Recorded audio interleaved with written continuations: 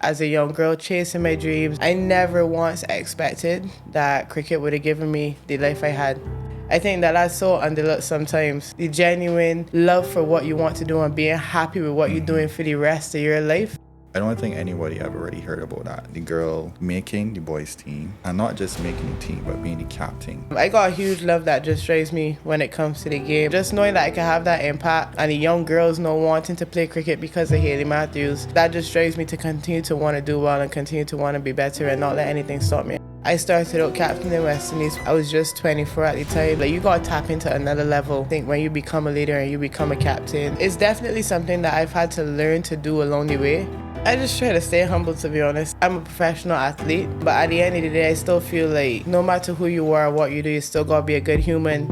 I think when I first started, our match fee was $350 a match. Say that again? It goes back to what you said about understanding business and understanding what you're doing as well, because it all ties into stuff like that. Tell me the story behind 2 fractured fingers and a Coke. Oh, yeah. I don't even know how you hear about that story. Very shaky hands, very sweaty, very clammy. I see this ball coming to me and I see about 3 different balls. It's about what you love to do, man. It's about what makes you happy at the end of the day, and I feel like parents need to encourage that. I could tell you, when it comes to talent, nobody don't beat the people in the Caribbean. I get the money and it's right on cue. Keep the duffel bag up inside my coupe. Hold a couple racks, tell them I love you. You wanna be a boss, do it like I do. Yeah. Get that money, I'ma flex. I get that money, I'ma flex. I get that money, I'ma flex. You now rockin' with the best. Welcome back to another amazing episode of Gems from Friends Season 4. Get ready to dive into the exciting world of entrepreneurs, creatives, and professionals. Our guests will be sharing some incredible stories about their journey and all the cool things they have learned while building their personal brand. If you feel like listening on the go, then you can catch us on Apple Podcasts or Spotify. If you're more into the visuals, check us out on YouTube for the full experience. And do not forget to subscribe so that you never miss out on the latest episode. Now, let's get into it.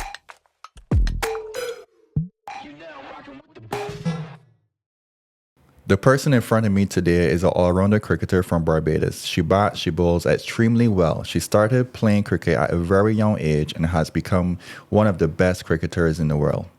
She doesn't just play for the West Indies and the Barbados team, but she's a captain of both at the age of 26.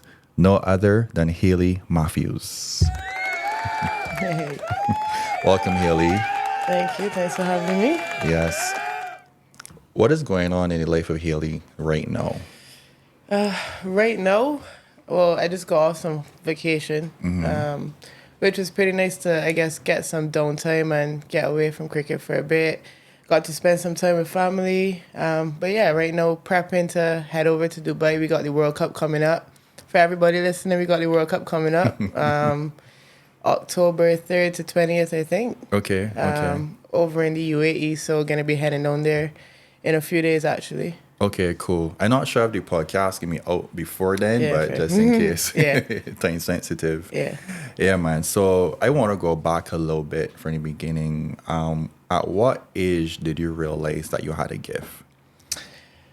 I think, well, firstly, when I started playing around 8 or 9, one thing I definitely realized was how much I love the sport. And I think both my parents actually realized that as well. And my dad kind of got me into a club as a young girl. And at the time, that was all with boys. But nevertheless, I just enjoyed being out there and playing it. And I think it probably wasn't until I was about 12 or 13. I think, once again, myself and my parents realized that, you know, I was really up in the standards when it came to even with the boys my age. I remember going to Harrison College and playing the under-13 tournament the first year. I think you have 2 years, first form and second form, where you're under-13.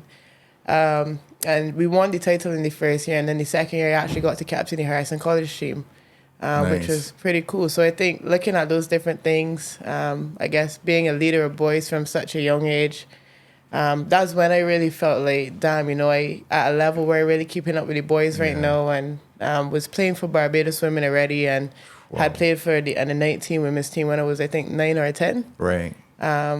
So yeah, I kind of figured I was a bit far out, but I still had massive aspirations and dreams to want to Nice. play for West Indies and be a superstar. I think from the time I was probably about 10 or 11, Right. my dream and my goal was to play for West Indies one day. So I think probably 4 or 5 years later at 16 when I got the call that I was on the team, I was pretty happy with that. Nice. Yeah. So at 10 years old, you already knew what you wanted.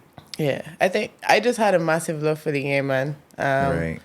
I wanted to always be playing cricket. My dad, he was a massive cricket fanatic as well, so I kind of grew up the same way and just started loving it by playing it. Nice, nice. Yeah. Who are the ones that recognize the gifts and supported you I early keep, on? Yeah, I keep mentioning my parents, but it's really them for sure. My dad especially, he knew so much about cricket, and I think from a young age he realized I had something special, probably before anyone. And I would imagine it's very hard to let your 9 or 10 year old daughter go on tour with a team. And I mean, there's going to be a coach and there's going to be a team manager, but I'm not sure if I had a 10-year-old right now, she especially would be heading out into the world to, I think we were going to Jamaica at the time, Right. to have a tour by herself. So I guess the sacrifices that they would have made to be able to, I guess, support me and let me go out there and chase my dream, I think they were the ones that really pushed it early on when I was younger. Yeah, and that is important. I think you're really lucky to have parents that support you. What was your method in, because you do everything at a very young age, so what was your method to balance academics and e-sport? I think it was hard at first, for sure. I remember even in primary school, I had so much cricket going on at the time, and I wasn't doing too well, like thinking class 3 or something like that. And my parents had like threatened to say like, if you don't get your grades up, we're not gonna let you play the season this year. And like I instantly shot all my grades. I ended up going to Harrison College, so that should tell you what it needs to. Well, that was really good. Yeah. You went to top school. Yeah. But yeah, I think even through secondary school, it was just so much to keep up with. But I wasn't only playing cricket at the time. I was doing track and field as well. I went to Carifta a few times. I was playing basketball for Harrison College. I played tennis for Harrison College. I literally, I was doing every single thing. So I feel like I just had to try my best to get the schoolwork done when I could. But I was always a very active and always wanted to be going young girl. So once I had the time to get what I needed to. Yeah. So you mentioned other sports. So it was basketball, football as well. Yeah, I played football as well. You throw the javelin. Yeah. Anything else? And tennis, you said? Yeah, there was like 1 year where there was schools tennis, inter-school tennis, and I played for Harrison College as well. Right. But what made cricket stick and stand out with all of them? What do you think? I think cricket was the one that I just loved from young. Right. The other sports, I feel as though I was always just good with my hands, had good hand-eye coordination from the cricket as well, of course. So I was able to go out and play the other sports easily, but cricket was definitely one that I enjoyed playing, that I had a love for. There was never a question of it. I think even when I was going to Carifta and a lot was happening with track and field at the same time too, there was never a doubt for me which one I really wanted to play. That's amazing. So they got this iconic photo that I saw where you walking out and you leading the boys team. That was Harrison College? Yeah, that was that second year I was talking about. Right. The under-13s. What was the emotion or what was your thought process going on? Or other things going on around that time? Because I don't think anybody ever really heard about that. One, the girl making the boys team, and not just making the team, but being the captain. What was the noise like around that time? No, I don't even know if there was much noise at the time. Like you said, I don't feel like it was a massive thing. I feel as though when I did play with the boys, from the experience I had, they always made me feel super comfortable. Right. Okay. Like I could just be amongst the dressing room and make fun with the boys, and they had a massive respect for me as well. And I don't know if a lot of that came from my skill on the field and what I could do too. But I remember being a 12-year-old girl and it never being a worry, or me never being afraid of being around the guys and being in the dressing room. And I felt like they always just made me feel super comfortable. So I guess it's pretty fortunate for me that I was in that circumstance. And I guess I had guys around me who didn't try to, I guess, bully me or take advantage of me in a sense, just being a girl around the group too. How about people on the sideline? Any negative, anything from them? Not that I could hear. I feel as a 12-year-old girl, you probably don't hear as much chatter around Right. around stuff like that. I know a few years after, I think it was probably about 3 or 4 years ago, I heard there was a big noise about it, and I think there was a massive uproar on Twitter or Facebook. I think a photographer had posted a photo saying how crazy it was for a young girl to be walking boys out onto the field at that age. And I think a comment was made that the boys should have been able to scratch their balls freely in the dressing room or something like that. So that was the first real noise I heard around it. Right, right. But yeah, people always gonna have their opinions. So That's crazy. yeah. What is expected of a captain? I think a lot of different things. On the field, I feel like you always gotta be there to lead from the front, set a good example. But I think so much of captaincy has to do with leadership as well, and the things that you do off the field. Especially in a team environment around just making the players feel comfortable. I think especially in situations where we on tour and we away from home for months and months and months.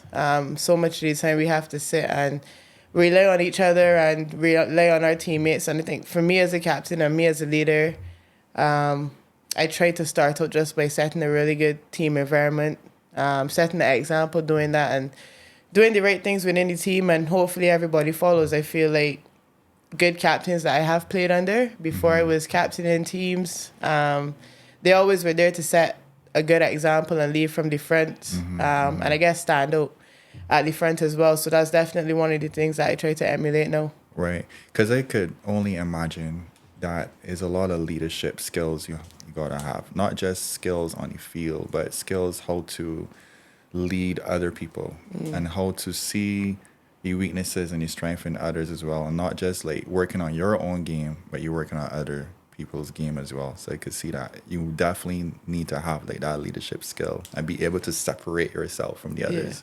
Yeah, I think that you also have to understand so many different personalities too. So like you completely right. You need to handle certain situations and certain people and certain players so differently to others. So it has so much to do, I guess, with actually getting to know the players, getting to know the people around you and understand them too. Not just as players, but as humans themselves, because it comes down to that so much of the time as well. Yeah. So you gotta have like a lot of like, or some kind of emotional intelligence too. Yeah, I feel so at least. Yeah. I think especially in an all-female team. What's like the biggest challenges right now, like being a captain? I would probably say, like, it's definitely something that I've had to learn to do along the way. I started out captaining West Indies probably about 2 years ago. I was just 24 at the time. So I think one of the hardest things for me was learning all about the different personalities within the group. Like, you got to tap into another level. I think when you become a leader and you become a captain, and I guess just having so much to do as well. Right. I feel like I was always one of the persons. I'm very laid back, very chilled. I get my work done, but I don't like to be stressed about very much. So I think then becoming captain and kind of having to take on, I guess, every situation that happens. And if there's training a certain day and the players need to have opinion on something, it has to go through me. So yeah, I guess just having so much more to do, having to juggle a lot more on a daily basis, having to go to so many more meetings. But I have learned over the time, and I have started enjoying it too as well. And just enjoying being involved in all the different aspects. And it helps you to build relationships with so many more people as well. Right. Okay. You have a lot of abilities on your field, not just bowling well, batting well, fielding well. You did wicket keeping at some point too? Like, yeah, when I was younger again, I just tried to do everything. I was trying to do everything. So I want to ask you a question. If you had to be stuck with only one, which one would you like to stay with you? If I could only bat. If you could only bat or if you could only bowl, yeah. I feel as though batting can be a lot harsher on you. Because batting, you can feel more than you perform. Right. And as a batter, sometimes you don't even need to do anything wrong for your day to be done. You could be backing up too far and get run out before you face a ball. Right. Whereas bowling, I feel like you could bowl 5 bad balls and get hit for 5 sixes and then take a wicket the next ball. Right. So I feel like bowling definitely more forgiving. But I feel like anybody who bats and bowls is gonna say that they're gonna take batting, just because even bowlers say that they prefer batting. I don't know. Right. Yeah. So you enjoy it the most? Does it feel more fulfilling? I think so. I think when you're out there, you're doing well, you're striking it well. Nothing in like just being out there killing it with the bat. I think. I mean, it's great to bowl well too. Yeah. But I feel as though when you're batting at everything clicking, I feel like all the attention just on you. Okay. Tell me the story behind 2 fractured fingers and a Coke. The episode will continue after this message from the sponsor. Are you thinking about starting your entrepreneurial journey? A business of one? Or maybe you're already a rising or seasoned entrepreneur. Then you need to be part of the Gem City community. We offer virtual and in-person events, mastermind groups, courses, documents with tips and tricks to fast-track your success. Come for the content and stay for the community. Visit gemcity.app and become a member.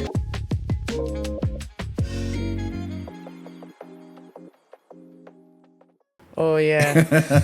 I don't even know how you hear about that story. All right. So, Sri Lanka, 2015, I think it was. I had to be about 17 at that time, 16 or 17 at that time. And I'm a type 1 diabetic. So, I was on the field, fielding at the time, and I could feel my sugar starting to drop, my sugar level starting to drop. So I immediately signaled for a sub to come on at the end of the over. So I think we're about 3 balls in, and I'm at deep mid wicket, which is well on the boundary for people that probably don't know fielding positions. And one of the girls hits the ball to me, and I can see it coming straight to me now. Remember, my sugar is low. I felt it being low. And a lot of the symptoms of low blood sugar is like very shaky hands. You get a bit confused and lightheaded in the head a lot of the time. You're very sweaty, very clammy. So all that was kind of going on. So I see this ball coming to me, and I see about 3 different balls. Wow. I ain't gonna lie.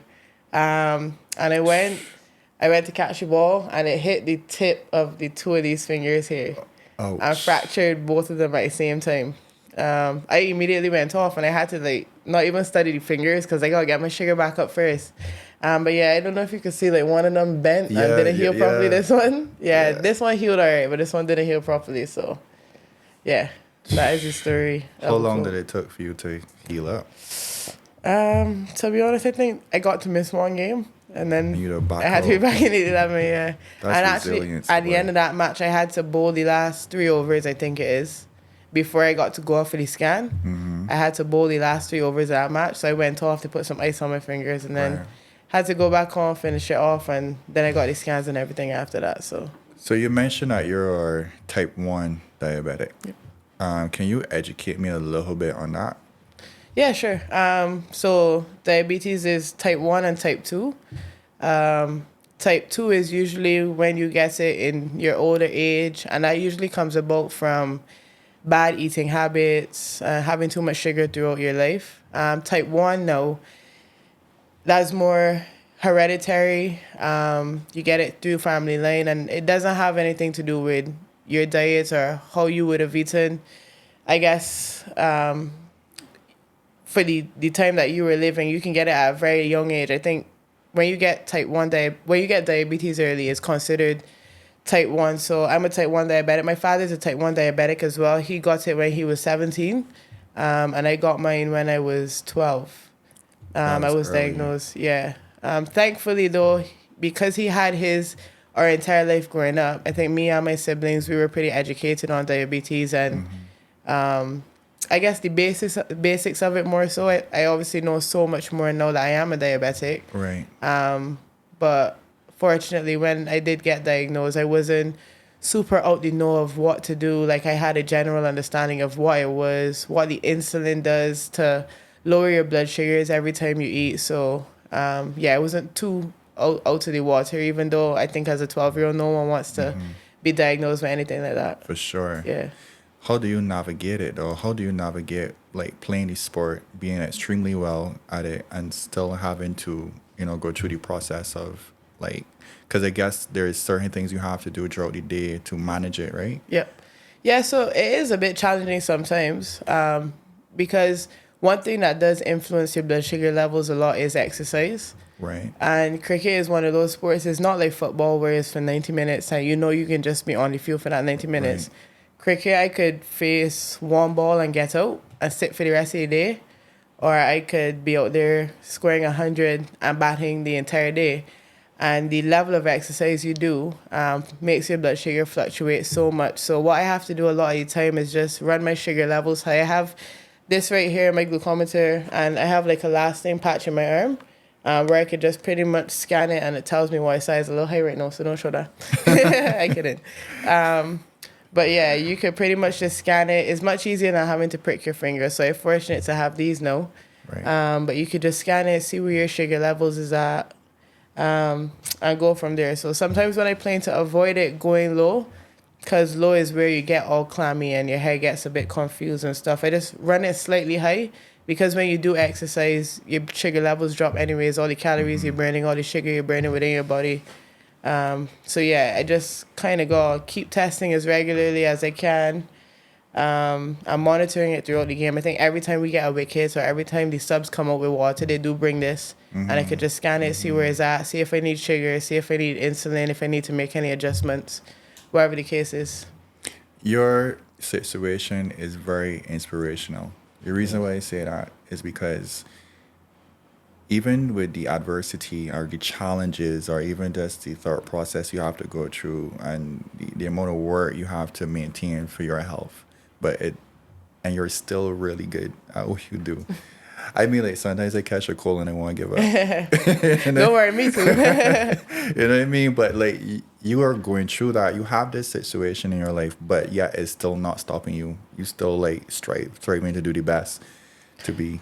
So that's very inspirational. Thank you, man. But it's literally no excuse. Yeah, thank not you, to man. be great. Don't worry. I mean, I just get a cold too and stop sometimes too, so don't let it fool you. But nah, I feel like with the cricket especially, I got a huge love that just drives me when it comes to the game. And I think for sure at the beginning of my career, if you asked me why I was playing, it was so much to do with, just loving the sport and wanting to be the best there is. Whereas now that I've seen throughout my career, and especially through the last few years, how much of an impact I can have on just young girls and kids growing up and just people on the whole and making people smile and making people happy. Like they say, West Indies cricket, the only thing that's bringing together all the islands is the cricket itself. So just knowing that I can have that impact on people around me and, like I said, the young kids and the young girls now wanting to play cricket because of Hayley Matthews, I feel as though that just drives me to continue to want to do well and continue to want to be better and not let anything stop me, I guess.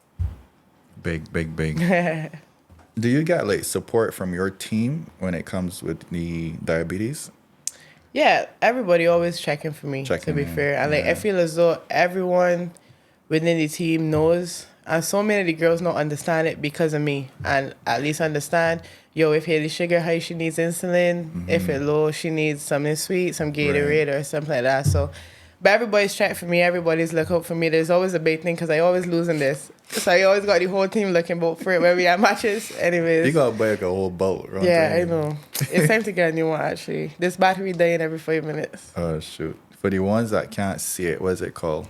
It's called a Freestyle Libra. Okay. So the patch is really what comes on this.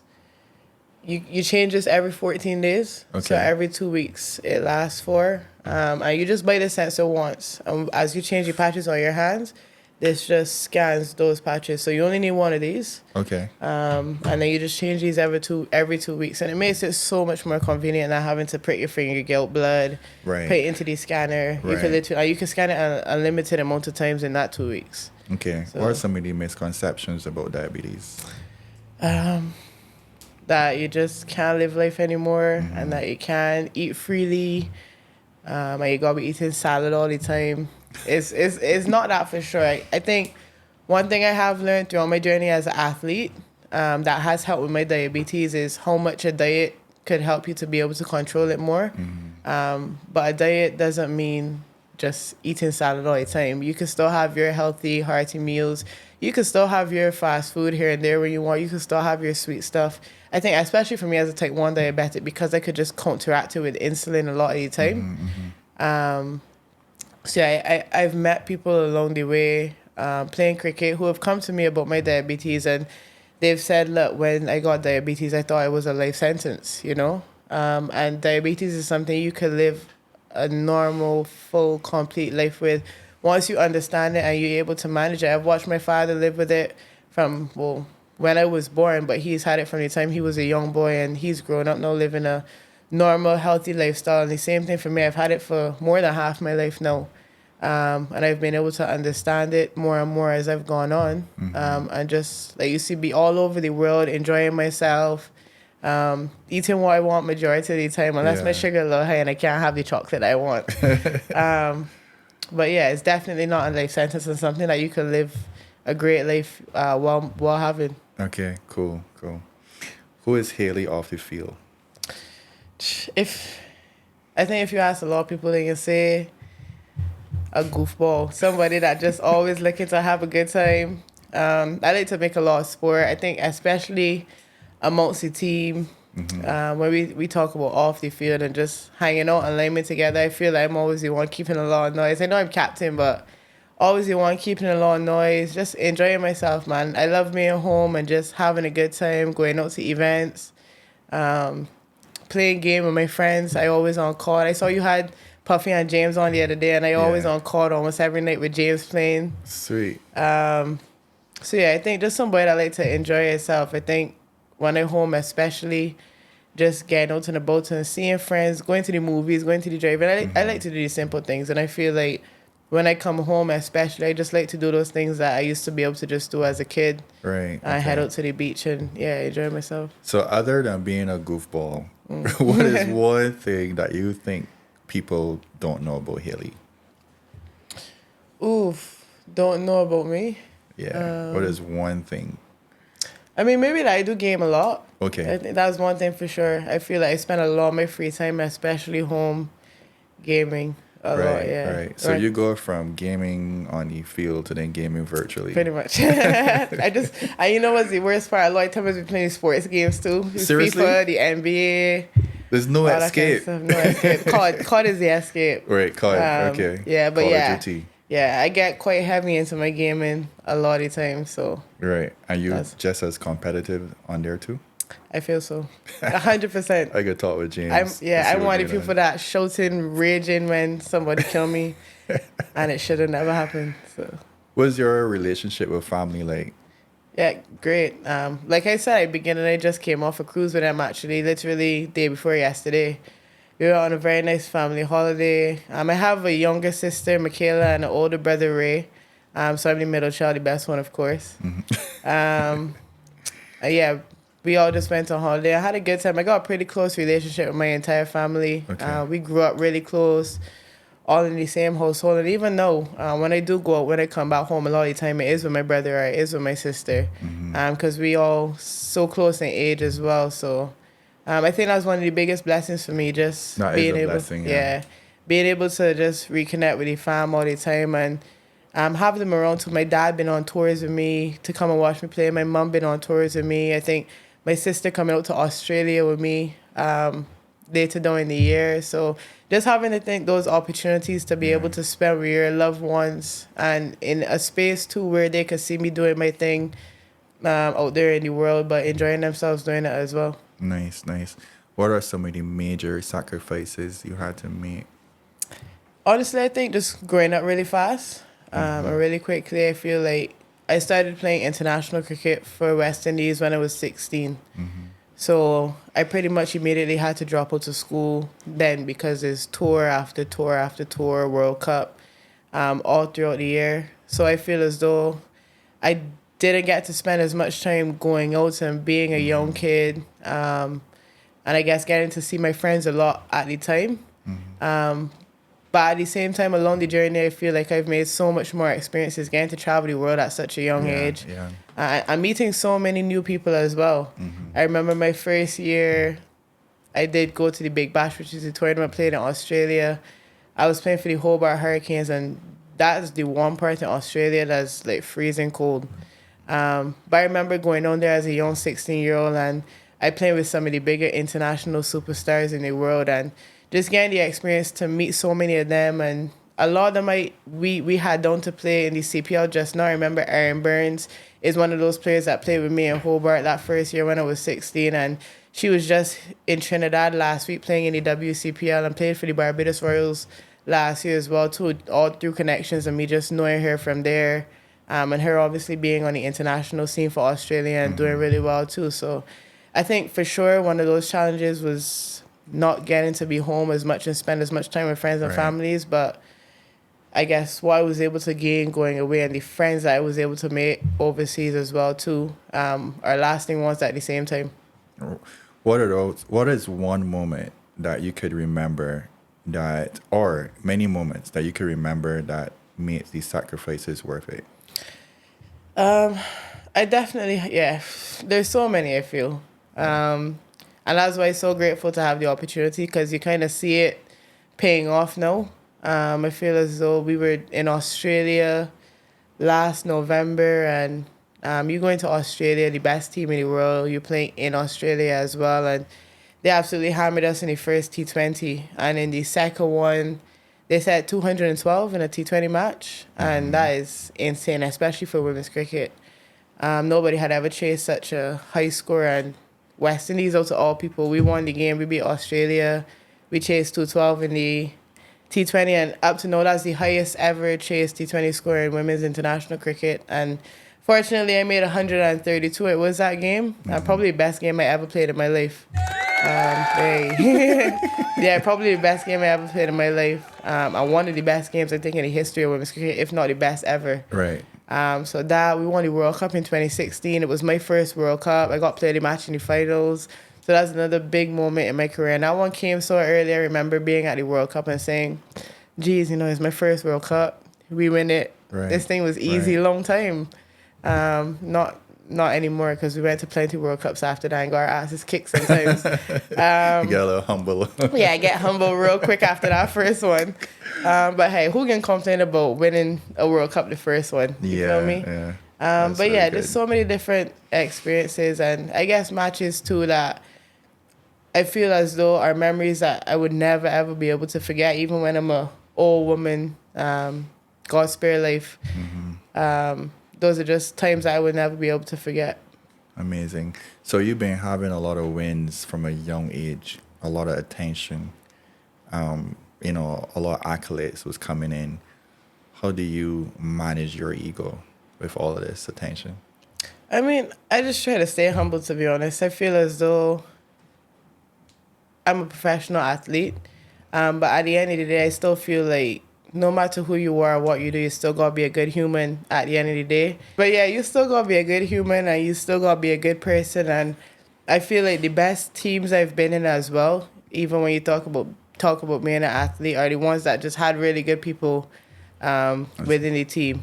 So yeah, that's how I stay humble, at least. Like, I never try to feel like I'm above anyone or better than anyone, because at the end of the day, we're all humans that God die. Sorry to put it so harsh, but that's exactly what it is. Right. Facts. What is something that you would like to see change, and it changed because Hayley Matthews was here? Now that you say died. Honestly, it would just be, I guess, the development for, I started to go down cricket road with it, but the development for, I guess, women's cricket in the Caribbean. I feel like the whole world's so far ahead of us when it comes to this kind of stuff.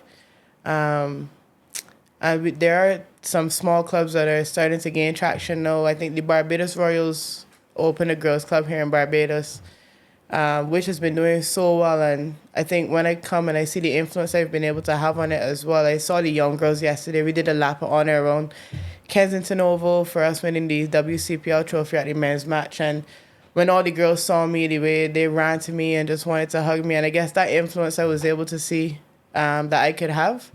I would love if off the back of me doing so well and really making, not making a name, but really helping women's cricket in the Caribbean to get more popular, that we could see just more clubs and more opportunities for young girls to be developed. Because I could tell you, when it comes to talent, nobody don't beat the people in the Caribbean. And that is why we were winning World Cup 7 or 8 years ago, because there was never structures in place for anyone.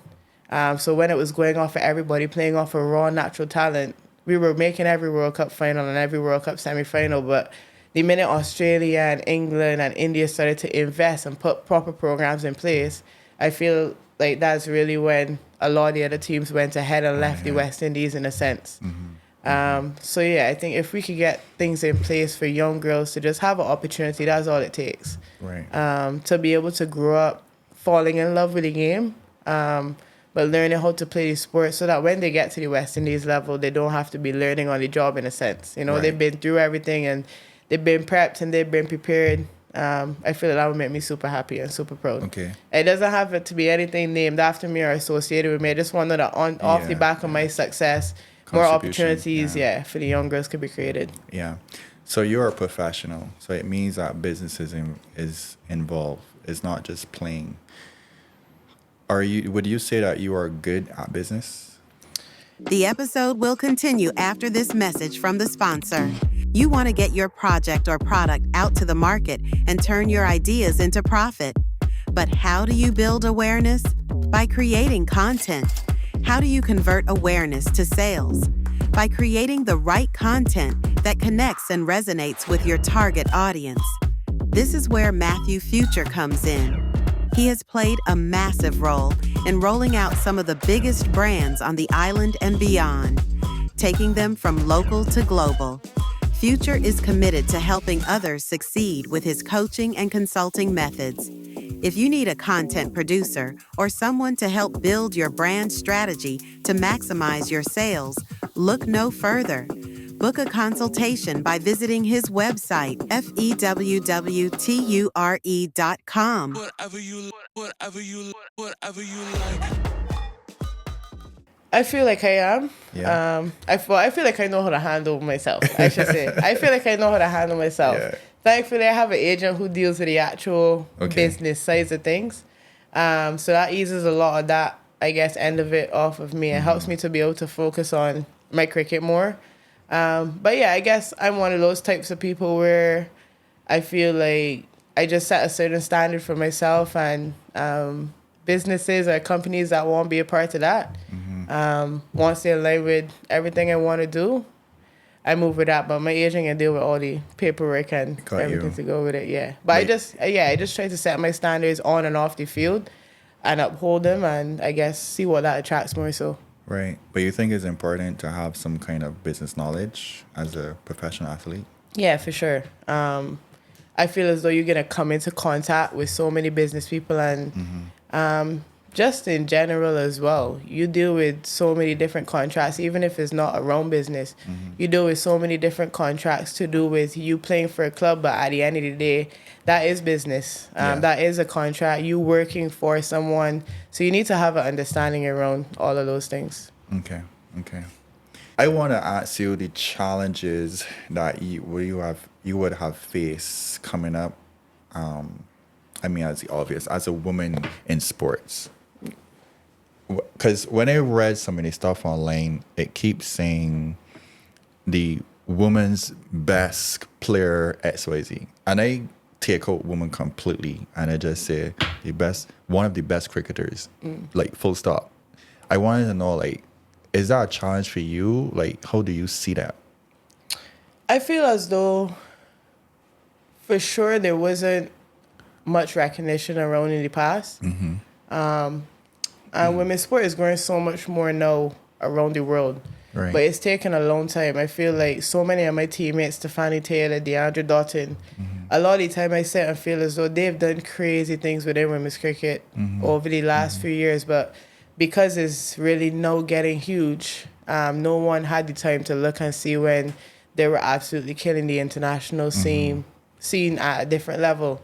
So I feel like probably only over the last 2-3 years, especially in the Caribbean, it wasn't recognized as much. And I guess people just didn't follow women's cricket or know what was going on with it. And I mean, no blame to them because it wasn't on TV as much. It wasn't televised. It wasn't put out there, and it wasn't broadcasted as well. So I think that was a challenge, I guess, at the time. Just we all used to play. We all used to be away from home so much and fighting out there for West Indies with the badge on our shirt. And I think when it came to pay as well, how we were being paid versus, I don't even want to say versus the men. I think just versus the sacrifices we were having to make as women to go out there, leave our families, leave our homes, and be on tour all the time. And it's a great career to have, honestly speaking. But I don't think we were rewarded in the way we deserved.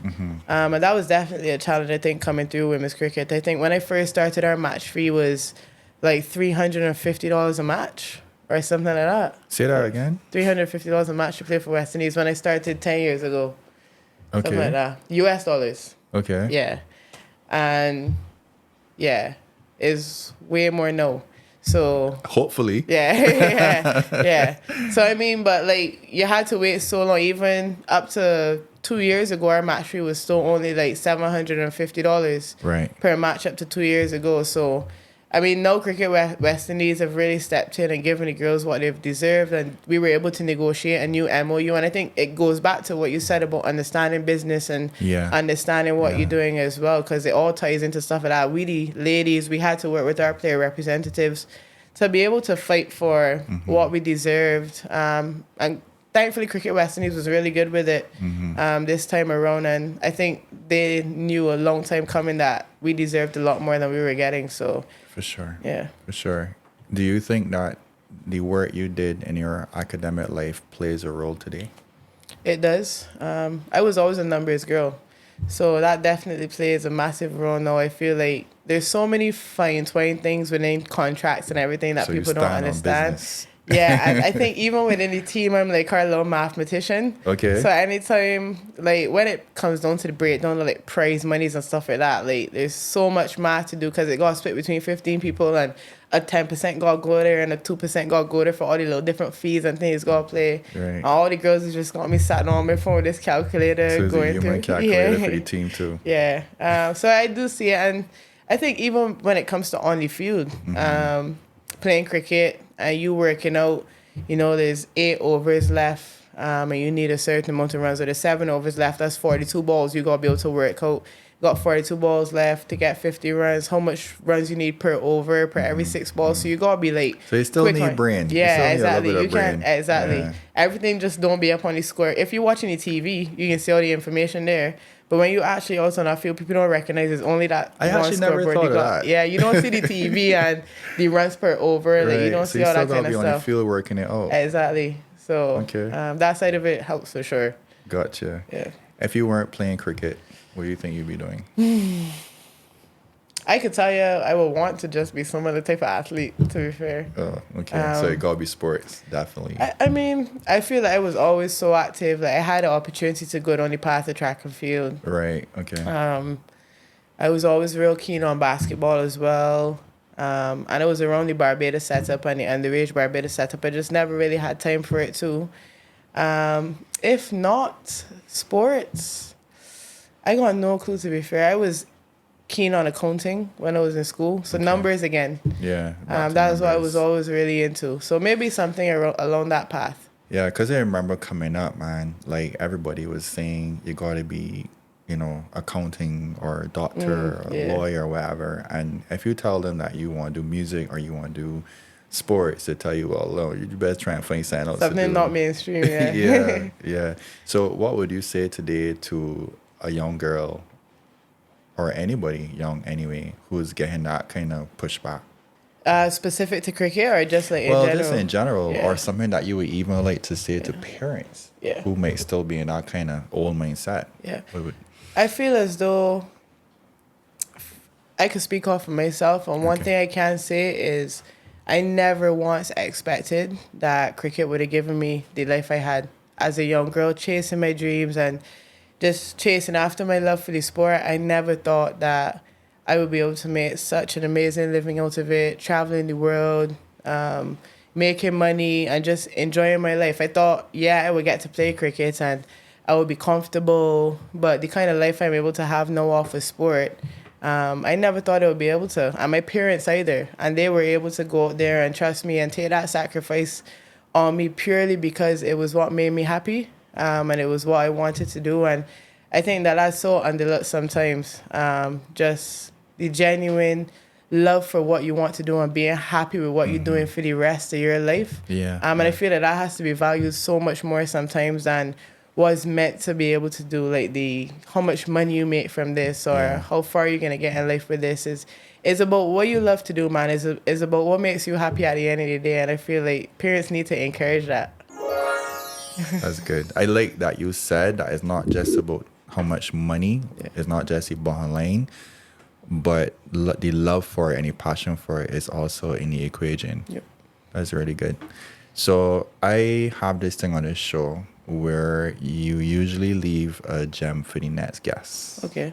I have the last gem from the last person that was here that was left for you. Now, we don't know who's the next one. Okay. And the person that left this, they don't know who to leave it for, but we just leave it to be all divine, you know? Okay, got you. So I'm going to play this one for you. All right, bet. Whenever you feel stuck, go deeper. That's it. A lot of times people will hit a brick wall and turn around and run back, run to like safety or whatever. You have to be crazy. Like when you feel stuck, literally go deeper, and come out on the other side instead of trying to run back, because you might run out of air or something on your way back out. But that's what I would say. Yeah. When you feel stuck, go deeper. Yeah. So I'm sure that will mean different things for different people. But yeah, sleep on it. That's cool.